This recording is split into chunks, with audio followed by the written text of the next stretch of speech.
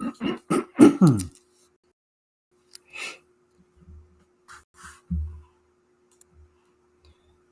evening, everyone. This is Cassandra Williamson coming to you from Belfry, Kentucky, Hardy, the little community just near Belfry, across the river from Williamson, West Virginia, which is in Mingo County, and over here in Belfry is in Pike County, Kentucky, and you got the Tug River separating us, and this is all Hatfield-McCoy feud territory. And if you're looking for ATV trails to come in and check out, this is the place to come to, folks. There are all kinds of, they call them UTVs sometimes around here, and I think that's utility vehicles of some kind. But anyway, so yeah, come on in. If you're interested in doing any TVs, this is the place to come. There's all kinds of it. I think that's about all that's left. There used to be a bunch of coal mines and stuff around here, but not so much anymore. There are some, but not many.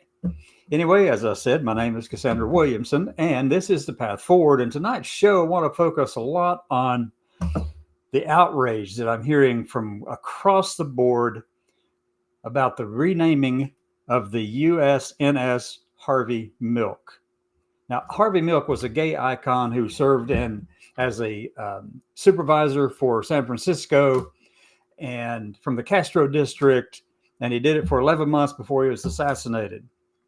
He and the mayor were assassinated on the same day by another council person.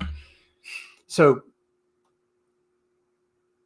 here we have a person who is being honored by different administrations, different leadership within the Navy. They had chose a series of ships, and they call the whole class of ships the John Lewis class of ships, okay? And one of those ships was the USNS Harvey Milk. There are others within that too, and they're all civil rights icons of some kind. Now, Harvey Milk may be probably one of the most controversial ones, but there's no reason for that. There's no justification, no legal justification, or any kind of report to substantiate any of the outrageous claims being made over on Twitter and different places. No, he was not a pedophile. I can say that pretty definitively because the person he liked was about 17 years old and he was 33. And if anything, that was just rape in New York. Now, it's still bad, still horrible, but it was never brought to trial. No one was ever charged with anything at all in that case.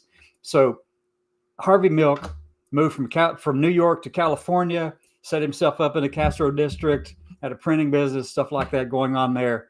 And he became an icon of the gay community there. And people gravitated toward him.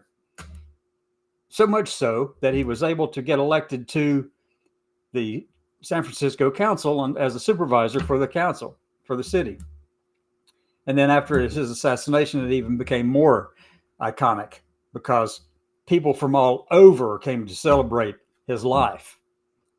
So this ship named the USNS Harvey Milk is being, the Navy's been told to rename it by Pete Hegseth, Secretary of Defense, Pete Hegseth. Now, it's not surprising that he would do that, but it is absolutely disgusting that he would do that. Because here we have a civil rights icon. It's like John Lewis himself or Robert Kennedy, the original one. And got all these different people who are civil rights icons out here. And this administration wants them gone. They don't want to have anything to do with them. Why is that? You don't want to honor your fellow Americans? So you have to ask yourself, what is all of this about? Well, let me tell you the story, just a little bit of the story about the Harvey Milk, the USNS Harvey Milk, the ship. Well, when the keel was laid and all that, they had sponsors picked out for it. Those two sponsors, they were co-sponsors. One of them was Senator Dianne Feinstein. The other one was a friend of mine by the name of Paula Neary, also a Naval Academy grad like myself. Paula graduated in 85. I graduated in 84. And Paula and I are alike in a lot of things, except that she's a lawyer, and super smart, and a nurse too, and a program director at Johns Hopkins. So let me tell you, Paula is one sharp cracker, one sharp person, one sharp Navy veteran. So to actually go in and go after the work and the things that Paula and I have done and that Dianne Feinstein had done there in California on that ship. They were co-sponsors for it. They got to commission the ship when it went to sail. Okay. They got to christen the ship. That's the word I was looking for. Breaking that bottle of sparkly champagne on the bow of the ship. Okay. And it bounced a couple of times. That's what Paula told me. Paula and I sit on her bench. She called it her bench on the Naval Academy grounds a couple of years ago. And it was her thinking bench. I think she called it that. It may be in something else, but it was a thinking bench. I'm getting tongue-tied on that one. A thinking bench. There you go. Paula, if you're listening, my apologies for screwing up that. But anyway, so this is a direct attack. It feels personal to me. And I feel for Paula, and I feel for all of those who have supported and stood up for getting these ships named after civil rights icons in the country, honoring people who have moved the needle forward, achieving some degree of parity, hopefully, with the rest of the population. And if you think that it's actually parity and everything is copacetic across the line, you've got another thing coming. Your head has been in the sand, or at least somebody has fooled you. Because it is not the case. Look, here's what happens, okay? Paula christens the ship, gets sent out. Pete Hegseth comes in, along with his religious nationalist buddies. And I use religious because there are Muslim nationalists, Hindu nationalists, Kush nationalists.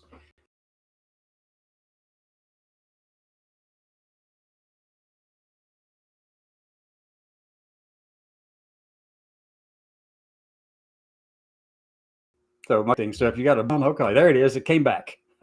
That pause. Sorry for the pause. I'm having connection issues. So anyway, so they have wanted to go after the entire spectrum of LGBTQ plus people in this country, folks.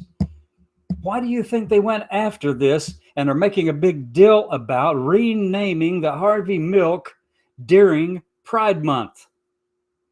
Because they want to stick a needle in it. They want to stick a knife in it and say, look, we're fixing all of the mess that all you people created. We're going to push it back down into the closet under the floorboards, put concrete on top of it, seal it, and throw it in the bottom of the ocean.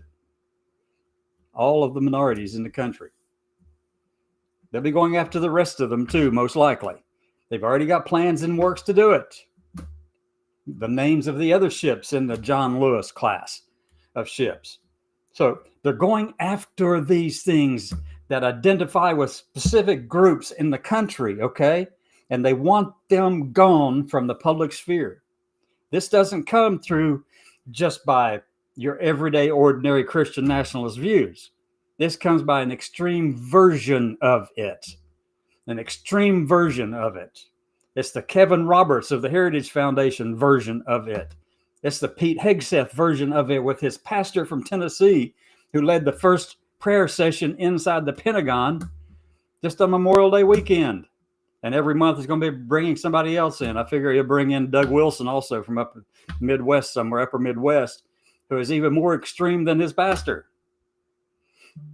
These people believe they are entitled to rule over the entire country, to determine what is right and wrong, to tell you that this is the way you should believe and how you should think and what this country means. That's what they believe. The person who is actually kind of at the top of the forefront of this, who is so self-aware and knows exactly who he is and what he believes and is willing to tell you and is not ashamed of it, is Matt Walsh, the podcaster. Matt Walsh, the one who does the videos that goes in and tricks people and stuff like that. Not Project Veritas, but he's closely related. Okay. So this is what Matt Walsh says of himself in his bio. He calls himself a theocratic fascist. And that's exactly what he believes. He believes that he is entitled by the fact that he is a Christian in this country to dictate to the rest of us how we should live, to dictate to you how you should be a man and how you should be a family and how you should be a woman and what it means for all of that kind of thing. And whether or not gay couples should be able to adopt or get married, lesbian couples to adopt or get married, trans couples to adopt and get married. These people do not think you have a single right to do anything. Matt is self-aware. He knows who he is and is not ashamed to tell you who he is. The others, like Chris Rufo and Kevin Roberts over at Heritage and J.D. Vance, Pete Hegseth, no, they're not those who are going around telling you they're a theocratic fascist, but they still want this entire group of Americans gone. They don't think you have a right to live in this country freely.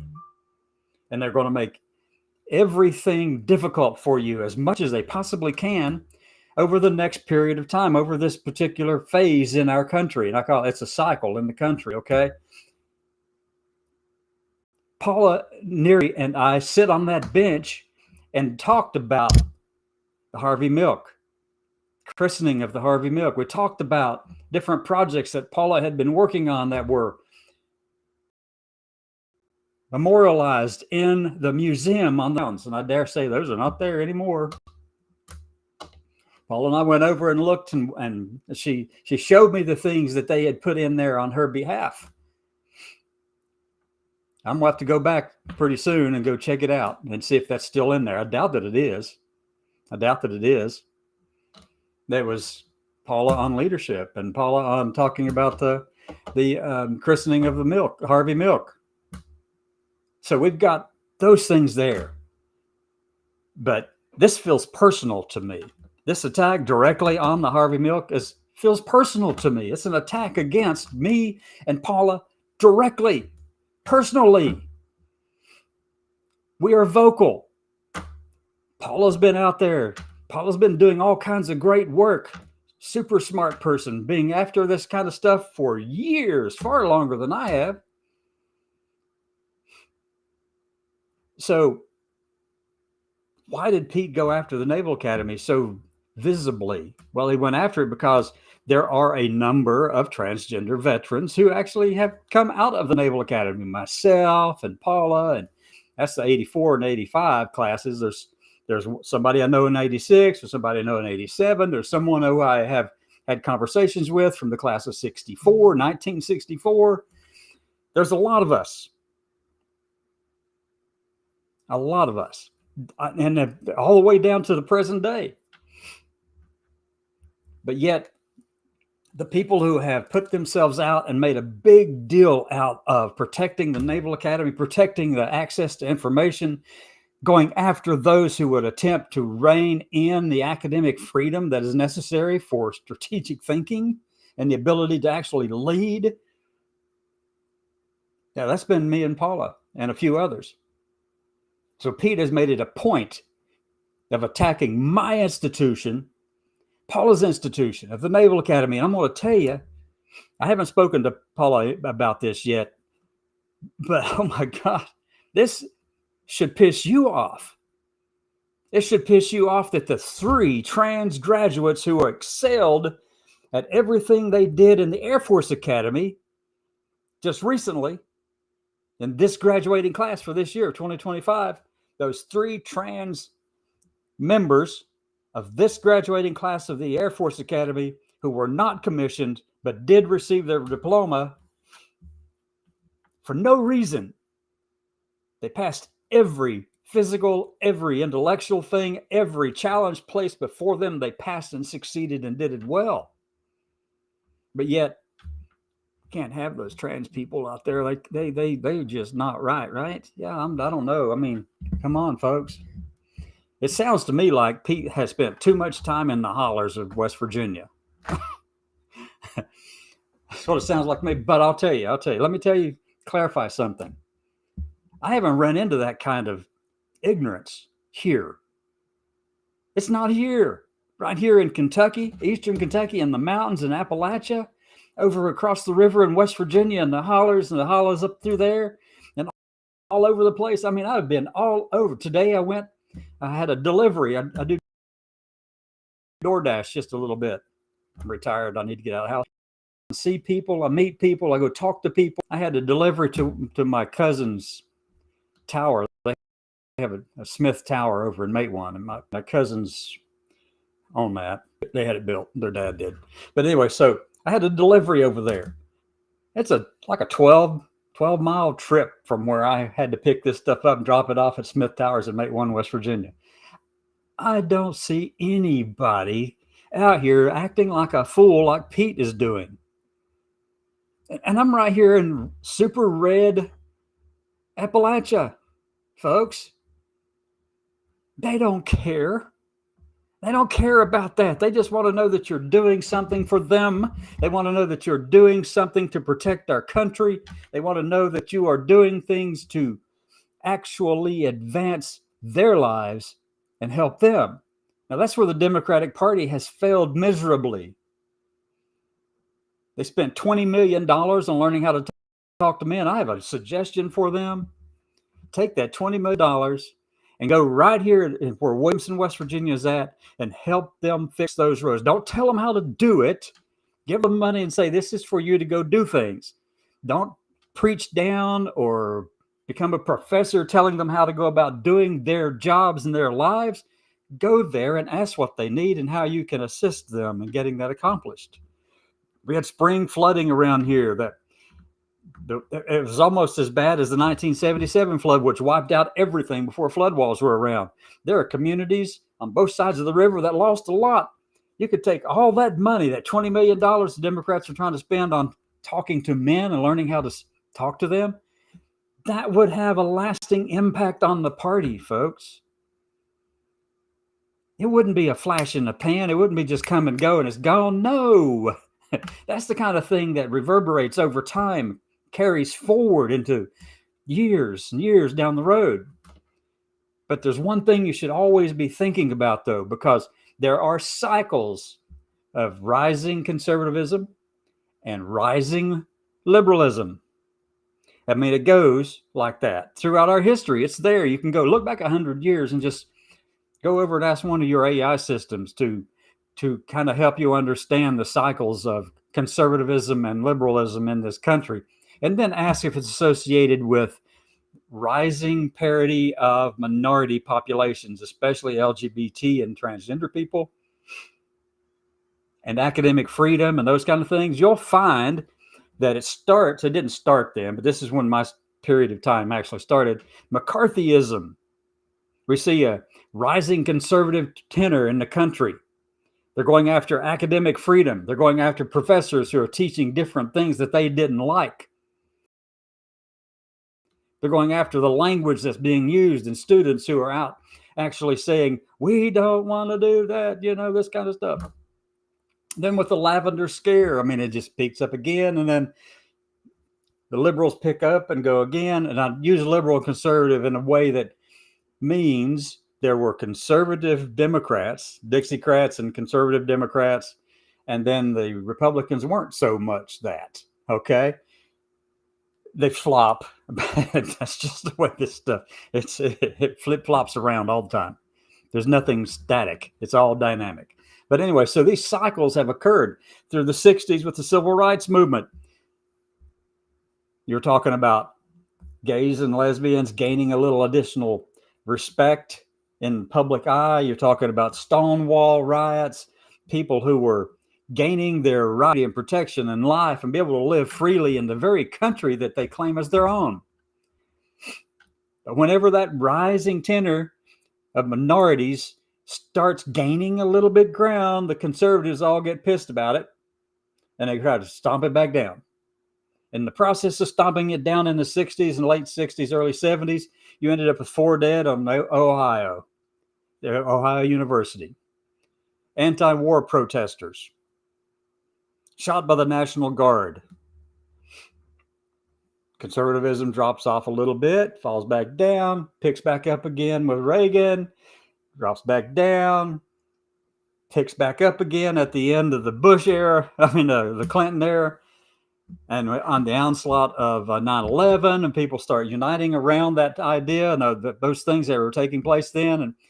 And this stuff goes up and down, and right now, over the past number of years, years, not just recently, not just 10 years, not just even during Trump's first administration, but on that, further back, trans people were gaining more respectability.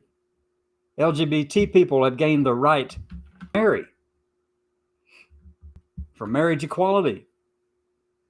You see those things coming up, and when that happens, you get all of these screaming heads over here on the conservative side going, no, we can't have that. That's not the definition of that. They've been saying this every cycle that occurs, folks, all the way. Every time. Marriage equality, and then the conservatives get all riled up again. And they figure they got to do something to tamp it back down. And that's where we are now. We're in the midst of that peak on the conservative oppression of the country, of minorities in the country. Many people in this country don't even know that there is a problem, that there is no parity in rights between the conservative thinking people in the country and the liberal thinking people in the country. They don't know that there is no parity between them in terms of, particularly right here in the middle of Pride Month. I mean, of all things, here we are having to talk about Pete Hegseth ordering the renaming of the Harvey Milk, the USNS Harvey Milk. I mean, come on. That's all they're trying to do, folks. They want to get rid of all that stuff. They want to call Pride Month Veterans Appreciation Month. Veterans, look, I'm a veteran, and I appreciate the sentiment, okay? I do appreciate the sentiment. But the people pushing this generally aren't veterans. They're just talking heads over there who really are just opposed to LGBT people and Pride Month and pride flags and all of this kind of thing. That's what they're after, to shut it all down. All you have to do is read Project 2025. It's in there. All right. So I want to thank everybody who has been watching. I'm going to talk about something else here in just a minute too. And the other thing I want to talk about is this coming Friday at 2 p.m. Eastern time. If you're in the DC area and you're a veteran or active duty military, you're off duty, go meet on the National Mall in Washington, D.C., across from the Air and Space Museum there on 6th Avenue. Go right there, meet, get there early, because there's going to be a lot of people out there. They're going to be marching. The veterans and military are going to be marching the changes that have occurred to their jobs within the federal government right now, and the threats again. Now, this will be nonpartisan.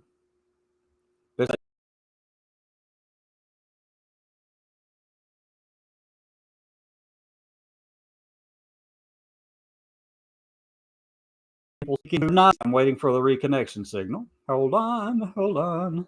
Give me a chance. Okay, so slight interlude right there. Signal dropped. But anyway, so get there early. Find a place to park around the National Mall. Get there at 2 o'clock p.m. There'll be a march. There's going to be speakers. Quite a few people. I recognize quite a few of the people who are going to be speaking. What was it? I just saw it. I can't remember the name right off the top of my head. But anyway, you can go Unite for Veterans or something like that. I think that's the website. But go check it out and participate in that. These are America's veterans out there. Remember the march that occurred? Some of you won't remember this, but there was a bonus march that occurred in the 1930s from the veterans who had fought in World War I, wanting to get their promised benefits, their promised care after World War I, which had been denied. But it was a big bunch of veterans got together and they called it the bonus march, the Veterans March in early, I think it was early 1930s. Well, this is the second bonus march, okay? Because right now people are getting really scared of what's going on in the Department of Veterans Affairs. I mean, I know we are.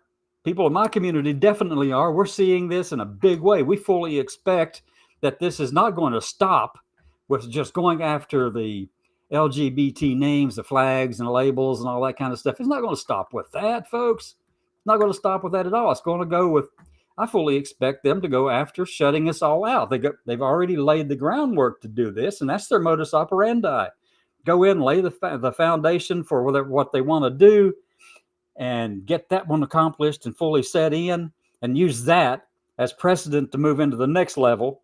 And they're going to go after kicking out, not just kicking out, but I mean removing all care for all transgender people who are veterans. Right now, what they're saying is no new people can come in and receive care who are transgender as a veteran. And all the ones who are currently there are supposed to be receiving care as just like they were prior to this asinine thing from Hegseth. So that's just the gateway, though. They're going to go after the whole thing. They want to shut it all off. Then they'll go after the whole thing with LGBT people. I mean, that's the whole thing. It's in Project 2025. Project 2025 in the forward, no less. Page 3 and 4. Go check it out. If you haven't read that, just the forward by Kevin Roberts, Dr. Kevin Roberts. Yeah. Go there. Read it. It's there. And then get your butt out there on the mall this coming Friday if you can. I can't. I'm up here in the holler. I've got to take care of family. That's my job here. That's my responsibility here. As much as I can to be here for them. And that's why I go out every now and then to get out in the community and do some things, okay? And as I said earlier, I have no issues around here. None. And this is who you see. I went out today. This is me. All you get are men stepping behind their women and going, ooh. Yeah, that happens a lot. Oh my God, yeah. So, I mean, be real. Get out there and do things in your communities, folks. Get prepared. This is a cycle. And over time, ultimately, we gain greater parity, greater equality over time. And those who are saying we'd already have it, no, we don't. No, we don't. You're lying to yourself if you think we do. But anyway, so take care of yourselves. Come back tomorrow. And I'm giving a big hug to my friend Paula Near, because I know how exasperating this is. I know what this is like. And I'm sorry that she's going through all of this stuff. And I'm going to have to go to Annapolis sometime soon and go check out the museums and different places around there, because I want to see what they have changed to accommodate somebody whose thinking actually belongs in a box up in a holler somewhere. No, he's entitled to think that thing. He's entitled to think that way. He's an American. Everyone is. Don't get too bent out of shape over that, okay? Because I do believe fully and completely in ideological diversity. All you have to do is ask a bunch of friends of mine. We got into it over that. If you want your organization to survive, you had better include those who don't think like you or even agree with you. All right, I've said enough.